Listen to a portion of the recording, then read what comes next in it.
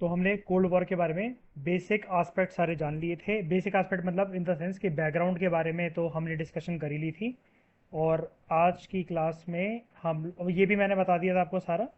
हाँ, दो डायग्राम मेरे को आपको समझाने हैं।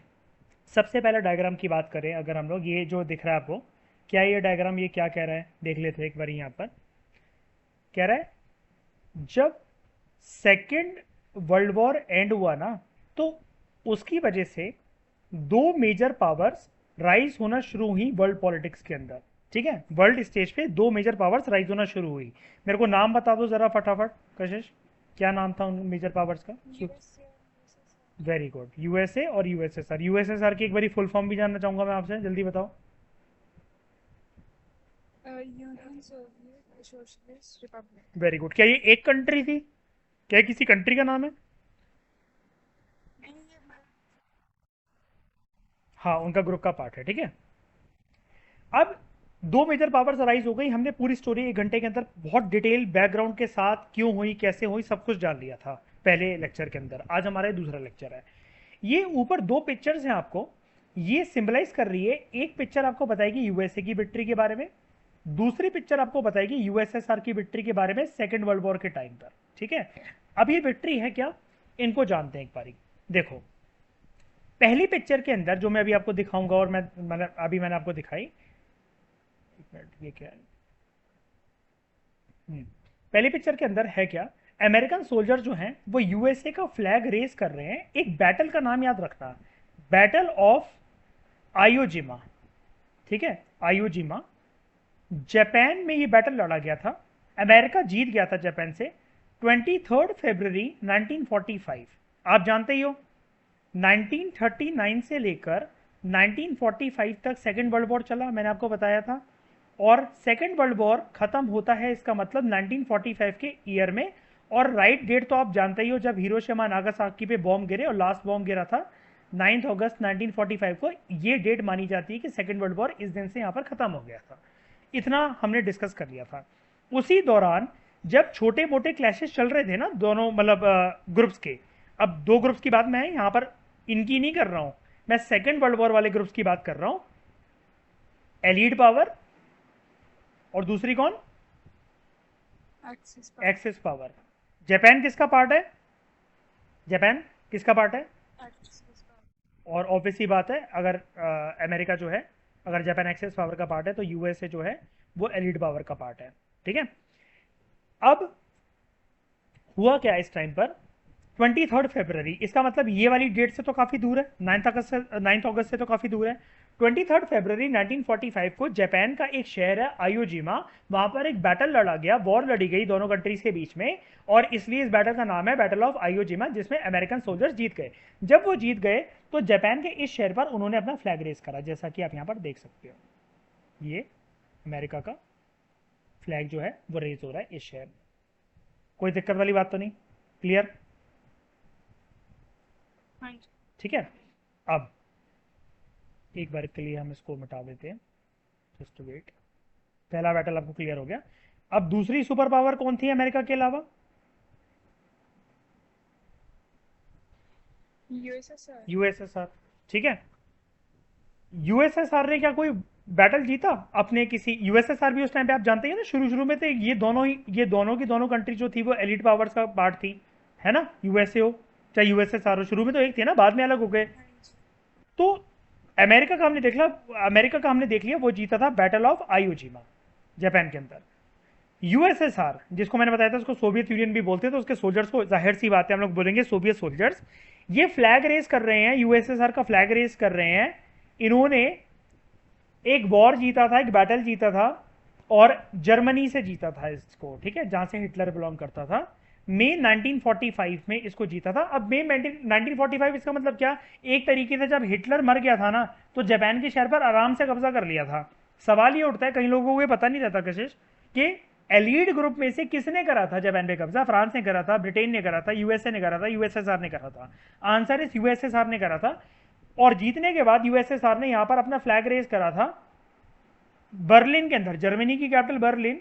बर्लिन के अंदर एक जगह है रीस्टैग, यहाँ पर उसकी बिल्डिंग के अंदर। और ये यहाँ पर आप देख सकते हो, this is the flag of this is the flag of USSR and this was the flag of America. ठीक है, तो आई थिंक आपको ये बात क्लियर हो गई होगी। ठीक है, डन। ये दो छोटी छोटी बातें, मैं छोड़ कुछ भी नहीं रहा इस पेज पर, किसी भी पेज पर, मतलब इस वजह से, क्योंकि यार हमें नहीं पता यार क्वेश्चन कैसे निकल सकता है, कैसे भी आ सकता है, तो आप ये वाली चीज़ याद रखना। अच्छा, वैसे तो हम इस चैप्टर के बाद में बहुत कुछ पढ़ेंगे, लेकिन फॉर द टाइम बीइंग एक चीज़ जान लो। क्या जान लो? ये आप सबसे पहले आपने जो क्वेश्चन बैंक वाली वो बनाई थी ना, कॉपी बनाई थी, तो आप क्वेश्चन बैंक वाली कॉपी में आप सबसे पहले ये लिख लो, एक क्वेश्चन लिखो, right full forms of, part A लिखना नैम, पार्ट बी लिखना नियो, NIEO। ठीक है, ये आज की क्लास से दूसरा question. Right full forms of, A part है इसका जो कि ऊपर दिख रहा है आपको नैम, और फिर लिख देना बी पार्ट का जो क्वेश्चन बनाओगे नियो। नियो और नैम की आपको फुल फॉर्म लिखना है। आंसर आपके सामने ये रहे स्क्रीन पे, जब आप बुक भी पढ़ोगे तब भी आपको पता लग जाएंगे। नॉन अलाइंड मूवमेंट और न्यू इंटरनेशनल इकोनॉमिक ऑर्डर। ठीक है, कभी कभार क्या आता है, देखो कशिश, कभी कभार क्या आने लगा है पेपर के अंदर कि नियो, उन्होंने वो दिया आपको एब्रीविएशन दिया, कहेंगे which among the following is the correct full form of neo. तो न्यू इंटरनेशनल इकोनॉमिक ऑर्डर अभी तो आपको सामने दिख रहा है। ठीक है, कभी कभार एग्जामिनर क्या करेगा, मैंने ऐसे बड़े सारे सैंपल पेपर और प्रैक्टिस पेपर्स में देखा है ये वाली चीज, इसलिए मैं आपको बता रहा हूँ।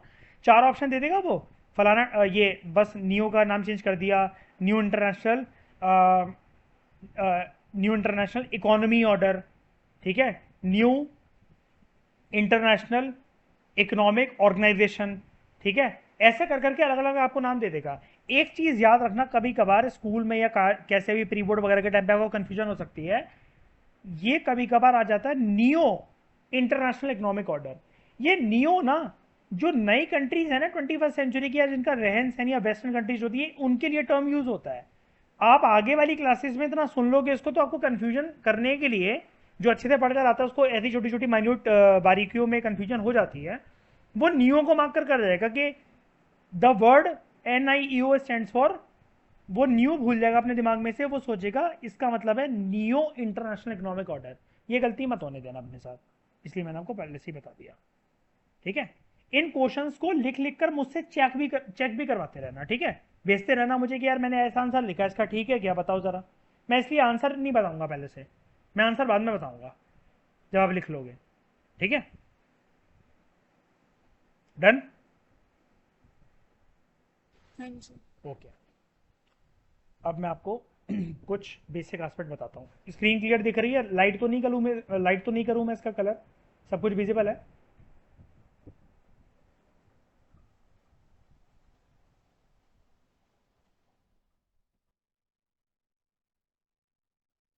तो यहाँ पर देखते हैं। मैं पहले ना एक टॉपिक स्टार्ट कराने जा रहा हूँ आपको, उससे पहले एक बैकग्राउंड दूंगा मैं आपको। ठीक है, आराम से सुनना इस चीज़ को। नाम है टॉपिक का हमारे, क्यूबन मिसाइल क्राइसिस। ठीक है, होता क्या है, जब ये कोल्ड वॉर का सिनेरियो शुरू हुआ, जिसमें दो सुपर पावर्स हैं, USA और USSR, तो मैंने आपको बताया था ना कि कोल्ड वॉर के टाइम पर इस वॉर का नाम कोल्ड वॉर इसलिए है क्योंकि ये ठंडा है। इसका मतलब, जब आपको डेफिनेशन आती है ना, it is a very funny definition कशिश, कि जब आपसे बोला जाता है कि कोल्ड वॉर की डेफिनेशन लिखो, तो आपको ये लिखना होता है, cold war is cold because it never turned into a या converted into a hot war. Hot war क्या होता है? जहां पर कंट्री ए के सोल्जर्स और कंट्री बी के सोल्जर्स आर्म्स के साथ, एमिनिशंस के साथ, वेपन्स के साथ, या कोई भी ऐसे हथियारों के साथ आमने सामने लड़ते हैं।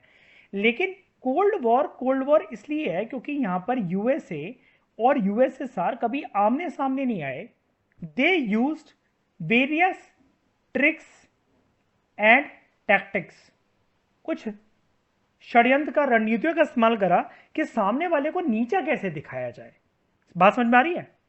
सामने वाले को नीचा कैसे दिखाया जाए दूसरी कंट्री को, इसके लिए ये इन्होंने टैक्टिक्स और ट्रिक्स यूज करी, और प्लेटफॉर्म यूज करा गया। मैंने आपको लास्ट क्लास के अंदर भी बताया था, जो स्मॉलर कंट्रीज होंगी ना, जैसे याद है यूएसए का ग्रुप मैंने आपको एक बात बताई थी, बताओ जरा मुझे यूएसए की अलायंस का नाम क्या था, और यूएसएसआर की यूएसएसआर की एक अलायंस थी और इसकी तीन थी, है ना, इसका नाम क्या था, और इसके पास तीन कौन कौन सी थी, जल्दी बताओ। USSR, वेरी गुड, इसके पास वॉर्सो पैक्ट था। वेरी गुड, सीएटो और सेंटो। ठीक है। अब इनको कुछ कुछ कंट्री ज्वाइन करी हुई थी, मैंने बताया था ना, जैसे पाकिस्तान ने इसको ज्वाइन कर रखा था, यूएसए के कैंप को, यूएसएसआर के कैंप को इसलिए ज्वाइन कर रखा था। तो ये एक एरेना ऑफ कोल्ड वॉर था, है ना, कि दो कंट्रीज आपस में लड़ रही हैं। जैसे मतलब मान लो आप और मैं एक अलग अलग कंट्रीज के प्रेसिडेंट हैं, दूसरी कंट्रीज ने हम लोगों को ज्वाइन कर रखा है, तो वो ये बोलकर लड़ रहा है कि मैं कशिश की साइड से लड़ रहा हूं। मेरी वाली छोटी कंट्री का कोई मेंबर है, मतलब मान लो वो ये बोलकर लड़ रहा है, नेपाल है, कि मैं दिबांग की साइड से आया हूं। समझ रहे हो। तो यहां पर क्या है, कोल्ड वॉर, इसका मतलब कोल्ड ही रहा, हॉट वॉर में कभी वो कन्वर्ट नहीं हुआ, सामने नहीं आई क्योंकि कोई भी कंट्रीज। इतनी बात हमें क्लियर है, हम इतनी बात को तो जानते हैं। यहां तक आपको पूरा टॉपिक क्लियर है ना। ये मैंने लास्ट क्लास का आपको मैं बता दिया। अब नीचे झुकाने के जितने भी इवेंट्स आएंगे, तो मैंने बताया था ना, कोई भी कंट्री भाई पीछे तो हटेगी नहीं, चाहे वो यूएसए हो चाहे वो यूएसएसआर हो। तो ऐसा ही एक इवेंट सामने आता है। कब आता है ऐसा इवेंट, एक सामने आता है 1960s में। अगर प्रिसाइज डेट की मैं बात करूं तो 1961 के अंदर, जिसका नाम था क्यूबन मिसाइल क्राइसिस। ध्यान से समझना हुआ क्या, फिर मैं आगे लेकर चलता हूं, क्योंकि इन्होंने तो क्या कर रखा भाई, इन्होंने तो डायरेक्टली यहां से स्टार्ट करवा दिया, ये बोल के देखना कि इन अप्रैल 1961 the leaders of USSR were worried that America invade कर देगा क्यूबा को और फिदल कैस्ट्रो को ओवरथ्रो कर देगा। अब कोई पहली बार अगर इसको पढ़े ना, उसको कुछ समझ में ही नहीं आएगा, ये अप्रैल 1961 को लिखा हुआ है, ये यूएसएसआर क्यों वरी था, अमेरिका क्यों इन्वेड करेगा उसे, और ये फिदल कैस्ट्रो कौन है भाई। ठीक है, और ये क्यूबा कहाँ से आ गया, स्टोरी इसका मतलब अनक्लियर नहीं है, हमें बहुत सारी जगह पे बैकग्राउंड जानने पड़ते हैं। लेकिन कशिश वरी करने की बात नहीं होती है, इसलिए नहीं होती क्योंकि बैकग्राउंड सिर्फ ना सिर्फ कोल्ड वॉर तक लिमिटेड रहेगा। इसके बाद क्या है, ये पूरी बुक ना ऐसी चलती है कि आपको ना ऑर्डर वाइज ही कंप्लीट करनी पड़ेगी। जैसे पहले में आप बैकग्राउंड के साथ कोल्ड वॉर चल जाओगे, फिर बस second third fourth fifth chapter आपके चलते चले जाएंगे। ये कहानी ऑलमोस्ट आपको फिफ्थ चैप्टर तक देखने को मिलेगी। सिक्स चैप्टर के बाद से सारी की सारी चीजें बदल जाती है, फिर सिक्स चैप्टर अलग है, सेवन का टॉपिक अलग है, एट्थ का अलग है, नाइन्थ का अलग है, और बुक खत्म हो जाती है फिर यार। ठीक है, लेकिन जो दूसरी वाली बुक है ना, इंडियन नेशनल मूवमेंट वाली बुक करके, वो फर्स्ट चैप्टर से लेकर नाइन चैप्टर तक आपको ऑर्डर में ही चलना पड़ेगा। वो पूरी की पूरी एक कहानी है, देश आजाद होने से लेकर नरेंद्र मोदी तक, जवाहरलाल नेहरू से लेकर नरेंद्र मोदी तक। समझ गए। तो हम फिलहाल इसकी बात करते हैं। 1961 के अंदर हुआ क्या, अप्रैल 1961 की बात है। अभी आपने पढ़ा ना कि उसको डर था, एनसीईआरटी में लिखा हुआ है कि क्यूबा को डर था कि यूएसएसआर को डर था कि अमेरिका इन्वेड कर लेगा क्यूबा को। तो यूएसएसआर को क्यों डर था क्यूबा को इन्वेड कर लेगा, करने दे इन्वेड, तेरे को क्या लेना देना, तेरे को तो नहीं कर रहा ना इन्वेड। यहां पर अब आप इस स्टोरी को ज्यादा अच्छे से समझ पाओगे। जैसा कि अभी आपने रिवीजन करते वक्त मेरे को बताया कि दो अलायंसेस थे, नाटो सीएटो सेंटो यूएसए का, वॉर्सो पैक्ट यूएसएसआर का। इसका मतलब एक बात तो बिल्कुल क्रिस्टल क्लियर साबित है ना हम लोगों को कशिश, कि कुछ कंट्रीज यूएसएसआर के कैंप में थी, कुछ कंट्रीज यूएसए के कैंप में थी। ये वाली बात क्लियर है ना, फर्स्ट क्लास सही है ना। अब क्यूबा एक छोटा सा ना एक आइलैंड नेशन है। क्या है, क्यूबा एक छोटा सा आइलैंड नेशन है, ये टापू है बेसिकली। ठीक है, कुछ ऐसे करके हम इसको बना देते हैं और मान लेते हैं ये है क्यूबा। ठीक है, क्यूबा के अंदर जो रूलर है, जो रूलर है उसका नाम है कशिश फिदल फिदल कैस्ट्रो। इधर ऐसी प्रोनाउंसिएशन होती है ना। Kashish is my friend from Faridabad. तो है ना, you are my best friend. तो उधर की कुछ प्रोनाउंसिएशन, कुछ ऐसा कह लो, कुछ टोन कह लो, वो ऐसी यूज़ होती है। ऑनलाइन लोगों के लिए मैं सॉरी भाई, लेकिन भाई मैं ऐसे ही पढ़ाता हूँ, आपको बैठना है बैठो, नहीं बैठना चल जाओ। ठीक है। तो फिदल कैस्ट्रो जो है वो क्यूबा का लीडर है। ठीक है, इस टाइम पर अब एक कंट्री है यूएसए। यूएसए यहाँ का लीडर है, पहले मैं सबके लीडर्स के नाम लिखूंगा। यहाँ के लीडर का नाम है John F Kennedy.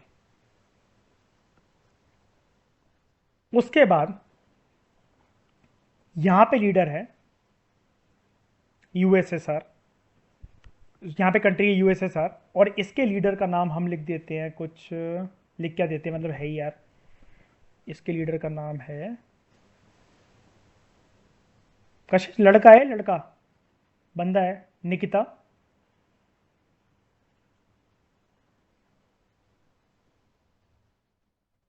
Khrushchev, Nikita Khrushchev, नाम याद रखना। आपके कोर्स की शुरुआत 12th की ना इन्हीं तीनों नामों से होगी, यही नाम आपको आगे जाते जाते मिलेंगे बहुत सारी जगह पर, ठीक है। मैं एक बारी ऊपर का पार्ट इरेज कर रहा हूँ, मुझे थोड़ा सा स्पेस चाहिए स्क्रीन पे कुछ और समझाने के लिए। अभी आप सिर्फ इन पे फोकस करो। आप समझ तो गए हो ना, क्यूबन मिसाइल क्राइसिस हम लोग डिस्कस कर रहे हैं, और अभी तक मैंने आपको सिर्फ इतना बताया है, क्यूबन मिसाइल क्राइसिस के अंदर 3 कंट्रीज का इन्वॉल्वमेंट है। कौन सी हैं वो 3 कंट्रीज भाई? पहली कंट्री है क्यूबा, जिसकी वजह से पूरा ये माजरा इशू कह लो, कुछ भी कह लो। दूसरी कंट्री जो इस इशू के अंदर इन्वॉल्व है वो है यूएसए। तीसरी कंट्री जो इस इशू के अंदर इन्वॉल्व है वो है यूएसएसआर, ठीक है। फर्स्ट ये, सेकंड ये, थर्ड ये। यहां तक लिख लिया, बात समझ में आई? कोई दिक्कत तो नहीं है? पहले बता दो, ठीक है। अब क्यूबा कंट्री, देखो अगर मैं आपको थोड़ा सा याद दिलाऊं ना बॉलीवुड की, अगर उसमें उसमें एक था टाइगर, पहला वाला पार्ट, आपने वो गाना देखा होगा ना, लापता, कैटरीना कैफ और सलमान खान का, मैं लापता। जो वो गाना शूट हुआ है ना, वो क्यूबा के अंदर शूट हुआ है, ठीक है। वो क्यूबा है, छोटा सा छोटी सी कंट्री है, प्यारी कंट्री है। हुआ क्या, क्यूबा ना, क्यूबा, ये रहा क्यूबा हमारा, लोकेशन वाइज ये बहुत पास है यूएसए के, लोकेशन वाइज बहुत पास है यूएसए के। एक इमेजिनरी नंबर मान के हम इस टॉपिक को कवर करेंगे, ठीक है। इमेजिनरी नंबर मान के हम मान लेते हैं क्यूबा लगभग ना 100 किलोमीटर दूर है, 100 किलोमीटर दूर है बस अमेरिका से, ठीक है। ज्यादा डिस्टेंस भी नहीं है इसका मतलब 100 किलोमीटर, ठीक है, ओके ओके। लेकिन यूएसएसआर से ये 500 से 700 किलोमीटर दूर है, काफी दूर है ना। पास किसकी है ज्योग्राफिकली? अमेरिका के। दूर किससे है प्रैक्टिकली, ज्योग्राफिकली? यूएसएसआर से। क्यूबा इसके नजदीक है अमेरिका के, क्यूबा अमेरिका के नजदीक है, बात समझने की कोशिश करना। क्यूबा अमेरिका के नजदीक है, लेकिन ये दोनों हैं एनिमीज। क्यूबा इससे बहुत दूर है यूएसएसआर से, लेकिन फिर भी ये दोनों हैं फ्रेंड्स, और ये हैं एनिमीज। ये फ्रेंड कैसे है, मैं कैसे कह सकता हूं, आप कैसे कह सकते हो, कोई भी कैसे कह सकता है कि how Cuba in spite of being far away from USSR, ये दोनों फ्रेंड्स कैसे हैं, क्या कह सकता हूं मैं? अगर मुझे कुछ भी ना पता हो इस टॉपिक के बारे में, मेरे को एक एक चीज क्या पता है कि कोल्ड वॉर के टाइम पे कोई किसी का दोस्त कैसे बनता है, ये चीज विद पेपर ऑन प्रूफ कैसे होती है, कैसे कैसे? क्यूबा ने क्या ज्वाइन कर रखा होगा यूएसएसआर के कौन से ग्रुप को? एक ही ग्रुप था उसका, बता दो। Very good, Warsaw Pact. और डेट बताओ मुझे, वॉर्सो पैक्ट कब आया, कब था वैसे?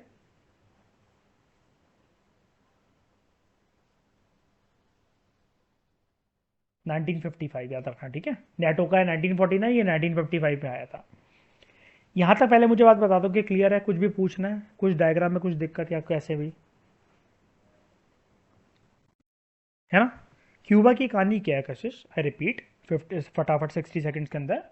क्यूबा एक आइलैंड कंट्री है, आइलैंड अभी भी है, ठीक है मैं यही बोलूंगा है। वहाँ का एक लीडर था फिडेल कैस्ट्रो। लीडर्स के नाम हम बाद में देखेंगे, पहले कंट्री कंट्री ब्रॉड लेवल पे समझते हैं, एक सैटेलाइट व्यू लेते हैं पहले।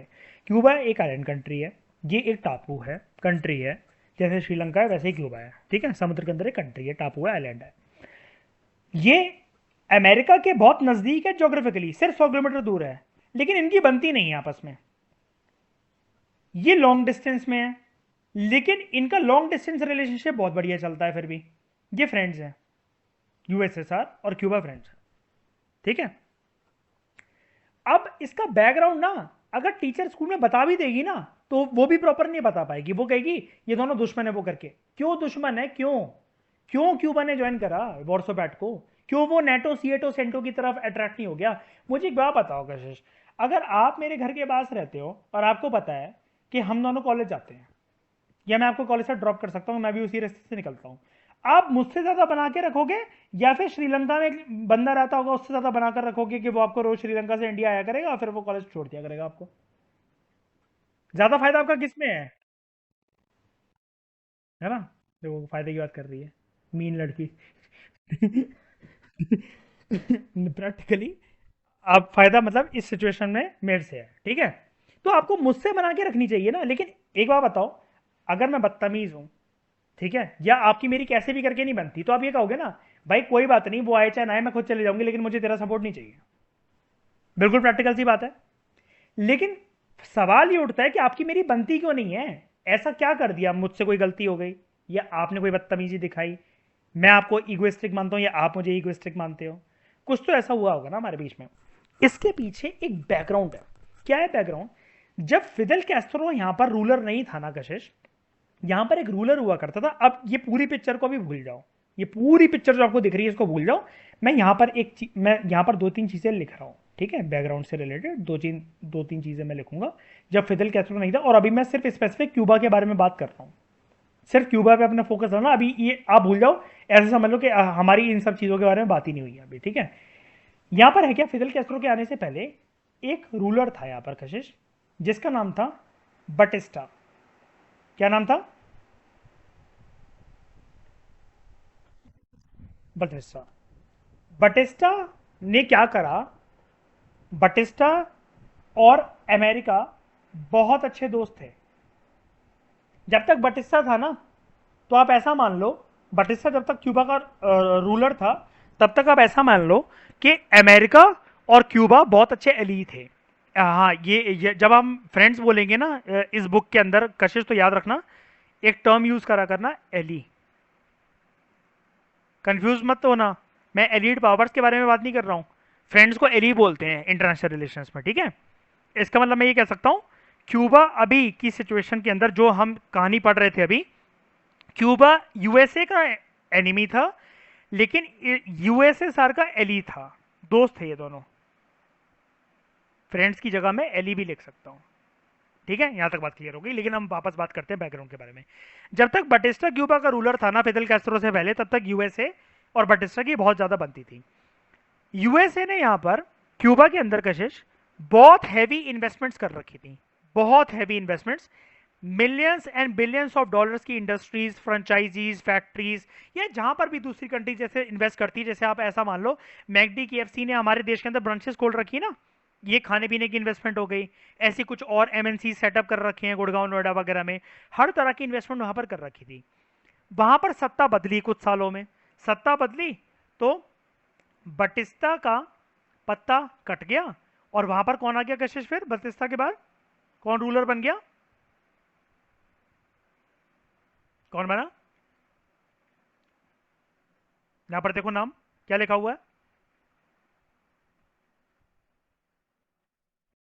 Very good, Fidel Castro.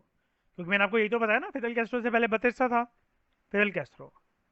अब यहां पर सत्ता पलटने का मतलब ये था, यहां पर इंडिया पाकिस्तान की लड़ाई नहीं है कि सत्ता में कोई भी आएगा तो देखो, इंडिया में पावर में कोई भी आएगा तो पाकिस्तान से तो चिढ़ेगा ही ना वो, है ना, कोई भी पार्टी हो। यहां पर सत्ता जो बदली ना कशिश, एक बात याद रखनी पड़ेगी आपको, यहां पर आइडियोलॉजिकली बेस्ड सत्ता बदली। कैसे? बटिस्ता जो आइडियोलॉजी फॉलो करता था, इन दोनों की पड़ती क्यों थी?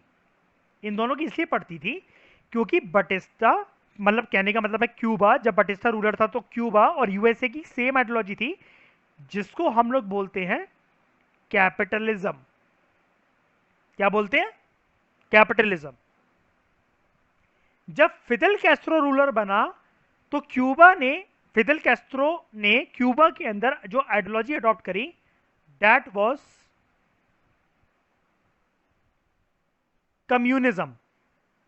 अब कम्युनिज्म का मतलब होता है everything in the hands of government, और यहां पर होता है everything in the hands of private individuals, private owners. हमने पढ़ा था ना अभी कुछ महीने पहले इसको 11th क्लास में थ्योरी वाली बुक में, इनके मतलब है ना सोशलिज्म, मतलब cruel form of socialism is known as communism. यहां पर सोशलिज्म के अंदर क्या होता है, everything is in the hands of government. लेकिन कशिश कम्युनिज्म के अंदर पता क्या होता है, लिबर्टी, रिलीजन, फ्रीडम, इन सब के ऊपर भी पर्सनल लाइफ के अंदर भी इंटरफेरेंस होती है सरकार की। तो ऐसी सत्ता आ गई। इसका मतलब मैं एक टर्म यूज कर रहा हूं, इसको ध्यान में रखना सबकॉन्शियस माइंड में। कुछ क्लासेस बाद हम इसे वापस आएंगे, इस टर्म को यूज करेंगे। ये हमारे चैप्टर का कोर आइडियोलॉजी मतलब कोर क्रक्स भी है। इसको कहते हैं यूएसए और यूएसएसआर के बीच में ना आइडियोलॉजिकल क्लैशेस भी थे, आइडियोलॉजिकल क्लैशेस भी थे। कैसे थे, यहीं से आप समझ जाओ। यूएसए किस दिन से चिढ़ने लगा क्यूबा से, जब वहां का रूलर बदला। क्यों, रूलर बदलने से, शक्ल बदलने से क्या कंट्री के साथ दोस्ती तोड़ दी जाती है क्या? कल को इंडिया में अगर मोदी नहीं रहेगा तो बाकी कंट्रीज का इंडिया का साथ छोड़ देंगी? नहीं ना, इंडिया की आइडियोलॉजी को वो लोग फॉलो करते हैं ना कि शक्लों को, है ना। तो मुझे एक बात बता दो, आपको यहां से क्या हिंट मिली, यूएसए क्या चाहता था क्यूबा में, कौन सी आइडियोलॉजी?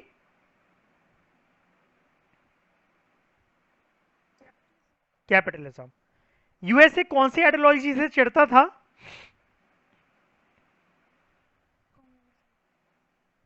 इसको ऐसे करके लिखना पेपर के अंदर जब भी लिख कर आओगे, कम्युनिज्म एंड सोशलिज्म। क्या लिखोगे?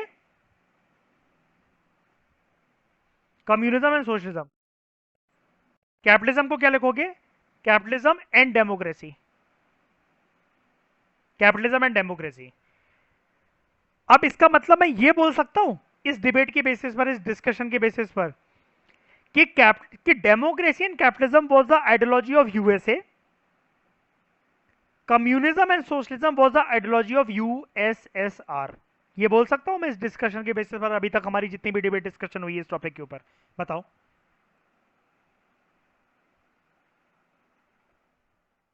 बताओ। ये इसलिए चिढ़ रहा है ना इससे, इसकी आइडियोलॉजी ये है। क्यूबा ने क्या आइडियोलॉजी अपना ली, कम्युनिज्म की, तो रिलेशन खराब हो गए। अभी तक आइडियोलॉजी क्या थी, कैपिटलिज्म की, तो रिलेशन अच्छे थे। यहां पर मुझे बताओ आपको क्या हिंट मिल रही है, क्या बटिस्टा और, एक मिनट रुकना। हाँ, तो मुझे ये बताओ, इसके बेसिस पर मैं ये कह सकता हूं, मैं ये पूछ रहा था आपसे, इसके बेसिस पर मैं ये कह सकता हूं कि कैपिटलिज्म और डेमोक्रेसी आइडियोलॉजी है यूएसए की, और कम्युनिज्म एंड सोशलिज्म आइडियोलॉजी है यूएसएसआर की। क्या वो शक्लों से चिढ़ा यूएसए? बताओ कि बटिस्टा की जगह फिदेल कैस्ट्रो आ गया, नहीं नहीं मुझे तो बटिस्टा की शक्ल ही पसंद थी, ये मुद्दा था क्या? नहीं ना, आइडियोलॉजी। तो मैंने आपको आज की क्लास में क्या एक पॉइंट बताया कि जिसको मैंने बोला आपको सबकॉन्शियस माइंड में होल्ड करके रखने, आने वाली 3-4 क्लासेस के अंदर आइडियोलॉजिकल क्लैशेस थे दोनों पावर्स के अंदर। तो एक जो आपको आएगा ना कि कोल्ड वॉर के मेन रीजंस क्या थे, ये क्वेश्चन आएगा आपको 6 मार्कर का कि कोल्ड वॉर के मेन रीजंस क्या थे, तो आपको आज एक पॉइंट मिल गया कि ideological clashes were the main reasons. फिर आपको जस्टिफाई करना है इसको, यूएसए लिखोगे आप उसकी, और फिर कोलन डालोगे ऐसे यूएसए, इसकी आइडियोलॉजी आप लिखोगे डेमोक्रेसी एंड कैपिटलिज्म, और फिर आप लिखोगे यूएसएसआर, इसकी आइडियोलॉजी सोशलिज्म एंड कम्युनिज्म। इसका मतलब मैं ये कह सकता हूं कि वॉर्सो पैक्ट के यूएसए के जितने भी एलीज बनेंगे वो सारे इसी आइडियोलॉजी वाले बनेंगे, और यूएसए और उसके ग्रुप के जितने भी एली बनेंगे वो इस आइडियोलॉजी वाले बनेंगे, ये भी कह सकता हूं मैं। अब मेरी एक हिंट समझ लेना, इसको चाहो तो अपनी लैंग्वेज में कैसे भी तोड़ मरोड़ के रख लो। कशिश, कल को आपको एग्जामिनर ना एक हिंट दे दे कि ये A B C D E और यहां पर एफ जी एच आई जे, ये कंट्रीज वो बोले कि यूएसएसआर के एली है, ये कंट्रीज वो बोले यूएसए के एली है, मतलब यहां पर नाम लिखे हुए हैं 5 नाम, वो आपको एग्जामिनर बोले कि ये यूएसए के एली है, ये यूएसएसआर के एली है, फिर वो कोई भी एक कंट्री निकाले इसमें से, और क्वेश्चन नंबर 1 आपसे ये पूछे ये हिंट देने के बाद कि बताओ ये जो ग्रीस है, और आपको बोल रखा उसने पहले कि यूएसए के एली है, इसके अंदर कौन सी आइडियोलॉजी फॉलो होती थी कोल्ड वॉर के टाइम पे। तो घबराना मत कि 200 कंट्रीज हैं भाई, मुझे क्या पता कौन सी आइडियोलॉजी फॉलो होती थी। आप देख रहे हो कितनी बड़ी हिंट है ये, जो लोग पढ़ के नहीं जाते, जो कोई पढ़वाता नहीं है। अब 200 कंट्रीज की आइडियोलॉजी को नाम याद रखना, मुझे क्या पता कोल्ड वॉर के टाइम पे कौन सी कंट्री की आइडियोलॉजी फॉलो करती थी, वो यूएसए का दोस्त थी भी कि नहीं थी, एनसीईआरटी में थोड़ी ना दे रखा है ये सब। लेकिन एग्जामिनर अब एक स्टेप बियॉन्ड जाता है, तो आप क्या बोलोगे कि जो आइडियोलॉजी है, ऑब्वियसली बात है, इन सारी ये सारे दोस्त इसके क्या किस लिए बने, इस आइडियोलॉजी के बेसिस पे ना। तो यहां पर कोई भी कंट्री हो, मान लो ब्राजील, कनाडा, यूक्रेन, ठीक है, चेकोस्लोवाकिया, यूगोस्लाविया, ठीक है, Estonia, Latvia, Lithuania, France, Britain, इन सब की आइडियोलॉजी क्या होगी अगर ये यूएसए के लिए अगर एग्जामिनर हिंट दे रखी है तो बताओ क्या होगी इसकी आइडियोलॉजी? इन कैपिटलिज्म। और यहाँ पर कोई कंट्रीज दे रखी है, मतलब मान लो कि वैसे तो पाकिस्तान इसका पार्ट था, लेकिन मान लो एग्जांपल के तौर पे मान लो श्रीलंका, नेपाल, भूटान, अफगानिस्तान, अगर ये दे रखी तो, और अगर आपसे वो पूछे कि इनकी आइडियोलॉजी क्या है तो क्या बोलोगे? बस।